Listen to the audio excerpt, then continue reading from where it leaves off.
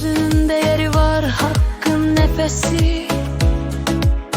Adalet yolunda seçmez hiç kesi. Vekiller milletin dürüstlük sesi. Hakkı korumaktır onların dersi.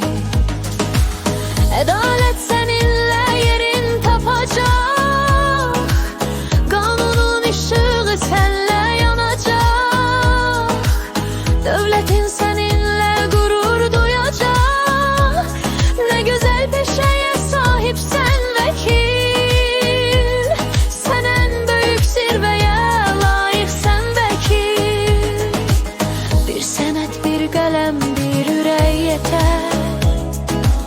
Onların kömeğiyle çetinlik biter. Hak için döyüşer sonuna kadar. Her zaman düzgünlük seçer vekiller. Sıkıntı çetinlik olsa hemen an. Hak için vuruşar onlar durmadan. Sözle düşünceyle hakkı yaşadan.